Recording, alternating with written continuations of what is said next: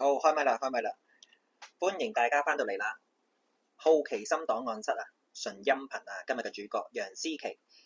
檔案編號26002。好，翻嚟啦，久違啦，咁啊，好快咧就過咗1星期啦，咁啊，大家好嘛？係啦，咁啊，我諗大家都經歷咗啦，3日嘅一個，即係如果翻 office 嘅同事啦，唔係嘅人啦嘅朋友仔啦，咁就佢會有假期啦，咁我諗大家都會去咗香港啊，或者係即係唔知會唔會翻大陸啦，因為而家好多人翻大陸噶嘛，係咪度過咗一個好好嘅一個假期咧？係啦，咁啊，我都唔執輸啦，咁一定要同大家 update 下啦，咁啊，究竟啊楊思琦喎，係啦，咁究竟佢點解仲繼續咧？有好多唔同嘅新聞啦，鋪天蓋地嘅，依然咧都係咧。網民嘅一啲熱話喎，咁啊好早嘅時間啦，我喺今個月5月中度咧12號咧，其實就好早咧已經鋪咗上 Threads 嘅啦，即係如果有追蹤我嘅一啲粉絲們啦，咁我諗都會見到噶啦，不過啦，咁我就都知嘅，心知噶啦，就應該唔會有太多人睇到嘅啫，咁我就輕輕讀一讀啦。雖然咧有好多唔同嘅媒體啦，甚至係一啲創作者啊，已經有好多唔同嘅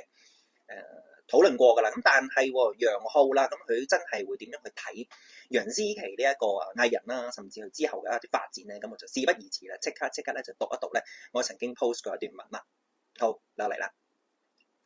話就話同楊思琦道歉，但遲到好過冇，但佢足足被誤會咗15年。其實呢段時間真係好漫長，佢終於可以吐氣揚眉，當然開心。不過佢真係唔會有太大嘅感覺。當年嘅佢，全香港真係冇乜人幫佢講説話，可能亦有好多人心裏面知道有唔妥。當時嘅傳媒嘅渲染牽連甚廣，可以令到一個人永不翻身。感嘆嘅係，當年嘅傳媒可以毀掉一個人，今日嘅社交媒體亦都可以深深傷害一個人。倘若我哋嘅意志唔夠堅定，好容易一直咁樣沉落去。唔係個個都可以等到翻身嘅機會，呢個真相永遠唔知道幾時先會出現。我哋冇人會明白思琦嘅感受，佢點樣走過嚟㗎？我諗你同埋我都唔會真正感受到。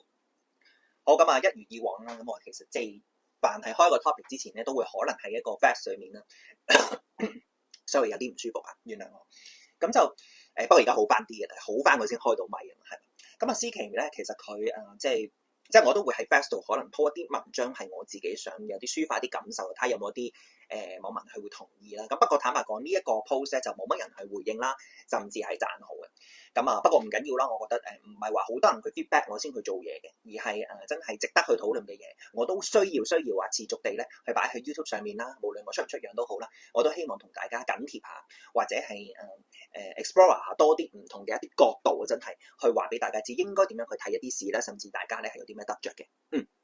好，咁其實時至點解思琦會突然間咧係重拾翻大家嘅視野咧？咁我輕輕講一講個背景資料啦。咁就係近日咧，其實就係鼎爺啦，鼎爺嘅一個家族所謂。咁其實就鋪天蓋地又出咗好多唔同嘅新聞咧，關於佢哋嘅所有嘅家族嘅一啲問題紛爭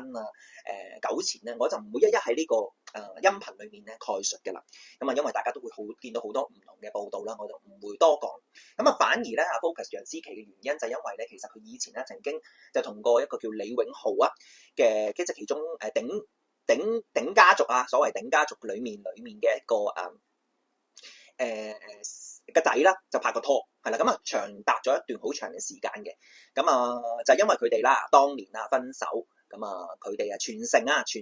媒體各樣咧都不斷咧追住楊思琦咧大罵喎。咁大罵佢啦，即係話拜金啦，即係之前咧又話扮純情咯喎，係咪不斷拍拖啦，拍咗咁多年啦，而家就話離開我個仔，係嘛？咁梗係成家人都好嬲啦，不斷咧就俾好多唔同嘅新聞去攻擊啦。咁直至到咧多年之後啦，即係時至今日啦，竟然網民個風向咧就大轉移啦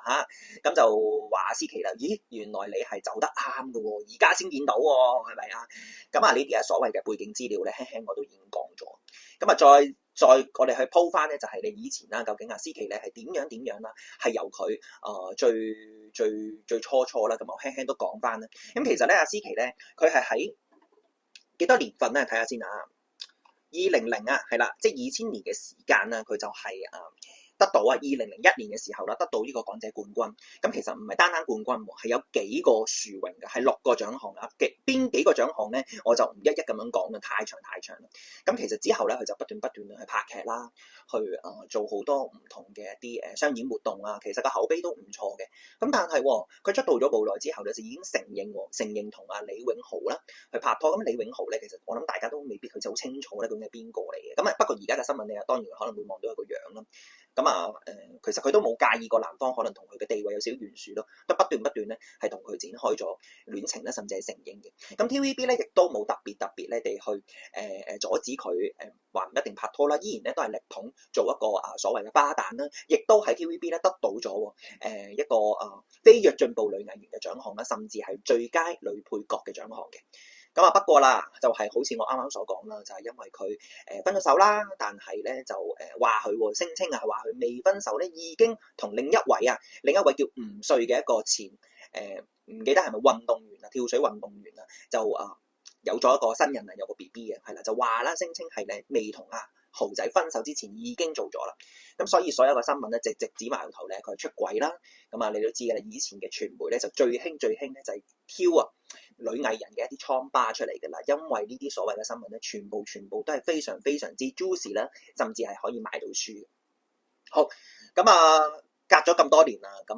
終於啦，所謂嘅水落石出啦，就未夠喎。近日咧，竟然咧就伍詠薇喺佢嘅開 TV 啦呢個一個節目裏面咧，就親自咧去邀請咗楊思琦做嘉賓啦，甚至咧係踢爆喎，所謂踢爆就冇直呼其名係邊個嘅。不過大家都估到係秀天鵝。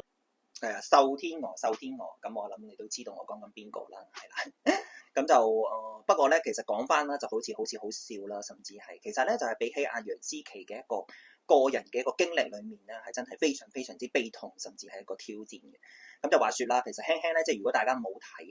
伍詠薇呢個訪問嘅話，就去睇翻啦。不過如果輕我都可以講一講咧，究竟個內容裏面咧點樣提及嘅咧，就係話原來拍一套所謂嘅電視劇啦。咁其實媒體已經係估咗係邊一套㗎，叫做《翻丁一族》啦，係啦。咁有啲咩藝員咧，我就唔一一概述咧，因為都幾多嘅。咁話說咧，就係話佢即係唔同嘅一啲群體嘅一啲藝員咧，就同一時間即係排斥思琦啦。咁你都知道啦，其實拍戲對於一個藝人嚟講咧，其實真係非常之辛苦啦。日以繼夜啦，夜以繼日啦，其實都冇乜時間點樣去瞓覺。之前其實啲片都已經講過，可能一日裡面只有1個小時係俾你休息嘅，因為其餘都要記對白啦、整頭化妝甚至係記位記燈位受到監製嘅安排等等唔同嘅嘢咧。今日仲要去 handle 之餘咧，哇！原來人際關係呢一課咧，先係最令人哋去痛心。當場啦，思琦咧就係接受唔到呢一種所謂即係可能日積月累係咪日積月累嘅一個情緒咧，就大爆發喺個片場度大喊啦，直接咧就令到成個戲啦就無法去繼續進行㗎啦。當然啦，喺呢啲所謂排斥嘅一啲人士真正嘅元兇裏面咧，佢哋一定係覺得哇咁嘅意思就係我對都係玩下啫，唔係咁唔講得笑嘛，即係你知道㗎啦。所謂嘅老屎忽咧，其實佢哋咧都係一如以往地咧係用同一種模式咧去欺負新人㗎啦，唔係淨係講緊乜嘢片場㗎啦，去到任何嘅一個無論係 office 啦，無論係零售啦，任何嘅崗位咧都會應該會有呢啲情況嘅。我翻查咗資料啦，除咗睇下伍詠薇之外，我哋當然啦，作為一個真正分析有能力嘅媒體人攞多啲唔同嘅資訊啦，睇多啲唔同嘅一啲新聞嘅報導咧，發現啦，其實原來有一年咧，其實就係最佳女配角思琦得獎嗰年咧，就係咁啱就係同埋商天娥啦等人咧係角逐咧。我講咗商添，哎呀，唔緊要啦，橫掂大家都知㗎啦，佢係一個懷疑元兇係啦嘅一個人物嚟㗎啦。咁就原來一同咧去競逐喎，最終啦獲獎嘅咧就係思琦妹妹啦。當然有冇人懷恨在心咧，加以報復咧？其實就不得不懷疑啦，甚至係無法肯定㗎呢一樣嘢。不過以伍詠薇咁多年嘅精湛嘅演技咧，佢已經喺個節目裏面咧演出咗啦嗰位本色點樣去欺負新人㗎啦。思琦咧就覺得佢都講咗啦，其實咧之前做訪問之前都冇得到一個即係都唔知個內容係講乜嘅，其實係啦，即係以為可能唔係又問我啲感情嘢啊嘛，冇乜得問噶咯喎，我又唔想答噶咯喎，咁啊當然啦，伍詠薇係有備而嚟啦，身為一個開 TV 嘅一個節目啊，noise 係最緊要啦，無論任何人去做任何事、任何嘅一個 project 啦，如果真係要得到大眾嘅一個注視啊觀看率嘅話咧，就不得不咧將一啲好 juicy 嘅嘢咧就呈現喺觀眾眼前噶啦，咁啊所以啦，咁啊直接地啦，所謂嘅水落石出咧，就去咗第二層嘅層面啦，就係更加到肉，就係伍詠薇啊，佢係再揭開另一個序幕 ，OK？ 咁啊，時至到真係阿思琪啦，咁啊時至呢個星期咧，甚至係呢幾日咧，咁啊得到咗好多唔同嘅活動啊，甚至係商演嘅一啲邀請啦。最早咧，我諗就係一個康乃馨母親節嘅活動咧。到嗰個時候咧，其實阿思琪咧已經回應咗傳媒，就係叫大家都係放低啦，以前嘅嘢就係以前嘅嘢，佢亦都唔想再加以去咁多解釋啦。係咪要做一個可憐者，甚至俾大家同情咧？佢完全咧就唔係呢一回事嘅。咁當然啦，你可以話佢係一個聰明女，好清楚知道咧自己應該做啲乜嘢，講啲乜嘢。其實講真啦，佢係身為一個母親啊，已經作為一個母親咧，其實對比起有生過同冇生過咧，我覺得其實都幾大分別嘅。個原因就係因為作為一個母親，可能係一個榜樣。佢無論遇到任何嘅困難啦，佢應該點樣去教佢嘅仔女去面對咧？其實咧，佢自己心目中咧都要有一個好嘅榜樣，咁先可以教到一個好嘅兒女出嚟嘅。OK， 好，咁到真正最新嘅一個活動咧，就係車一個活動嚟㗎。咁佢如果我冇記錯嘅話，就係大會咧用一個最優惠嘅價錢咧，就又買咗一架車啦，可能代步啦。咁亦都講到阿思琪原來咧係車手嚟嘅喎，因為佢亦都講到以前開工哇咁鬼忙㗎嘛，梗係一定要復港翻工啦。咁就但係咧，自從有咗仔女之後咧，咁佢就即係安全至上啦，因為仔女始終都係一個命根嚟㗎嘛，係咪啊？咁喺個